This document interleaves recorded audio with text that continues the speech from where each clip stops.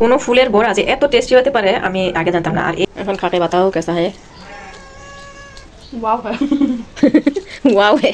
আচ্ছা, এই মিষ্টি কুমড়া ফুলগুলো কিন্তু আমাদের এলাকা থেকেই নিয়ে আসছি, একদম টাটকা টাটকা ক্ষেত থেকে নিয়ে আসছিলাম। অনেকক্ষণ বাইরে ছিল যার কারণে অনেকটা নুতিয়ে গেছে। তারপরে আমি এই যে কেটে কেটে কিন্তু একটা বাটিতে বক্সে করে রেখে দিয়েছিলাম।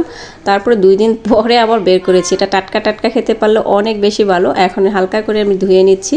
ফুলের যে অংশটুকু সেটুকুই কিন্তু নিয়েছি, আর সেটুকুই কিন্তু বড়া করে নেব। আর বড়া করার জন্য যে সকল মশলাগুলো আমি ব্যবহার করেছি, এই মশলা দিয়ে যদি আপনি এই পকোড়াটা বানিয়ে খান তাহলে জাস্ট এটার ফ্যান হয়ে যাবেন। আর তুমি নিয়ে নিব বেসন 2 চামচ পরিমাণ দিয়ে দিলাম, 1 চামচ পরিমাণ আতপ চালের গুঁড়া, পরিমাণ মতো লবণ, 1 চামচ হলুদ, 1 চামচ মরিচ, 1 চিমটি পরিমাণ আদা রসুন, 2টা ডিম, সামান্য পরিমাণ চিনি, আর একটু টমেটোর সস, সামান্য, বেশি না। আর এখন একটু লুডুসের মশলা দিয়ে দিব। আর লুডুসের মশলা না দিতে চাইলে একটু পাঁচফোড়ন না থাকলে একটু লুডুসের মশলা দিলেই কিন্তু সুন্দর একটা ফ্লেভার আসবে। দিয়ে দিলাম।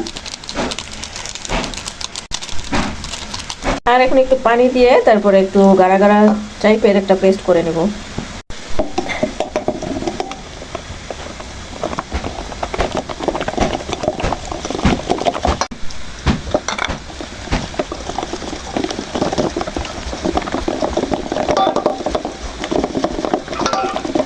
একটু বেশি পরিমাণে ফুল নিয়েছি,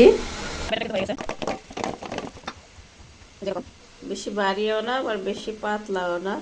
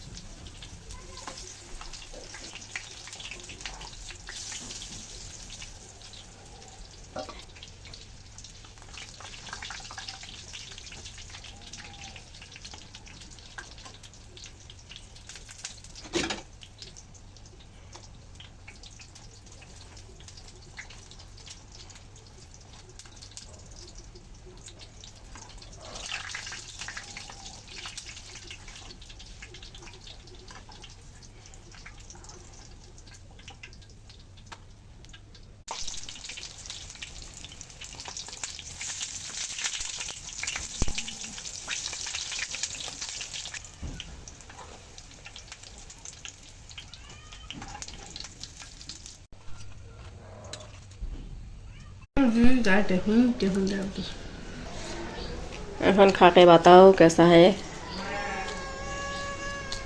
वाव है ওয়াও হে। আরিয়ান একটু খাকে বাতাও কেসা হে। তুমি দিও। কোনো ফুলের বড়া যে এত টেস্টি হতে পারে আমি আগে জানতাম না। আর এই ফুলের বড়াটা কিন্তু এমনিও খাওয়া যাবে, আবার সস দিয়েও খাওয়া যাবে, আবার হচ্ছে ভাত দিয়েও খাওয়া যাবে।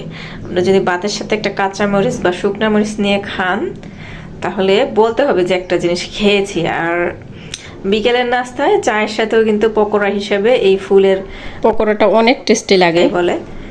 খেতে এত অসাধারণ, আমি কি আর বলবো। আর যে মশলাগুলো দিয়ে আমি রান্না করেছি না, অসাধারণ অসাধারণ। তো একদিকে বানাইছি, আরেকদিকে হচ্ছে কিন্তু অর্ধেক খাওয়া শেষ।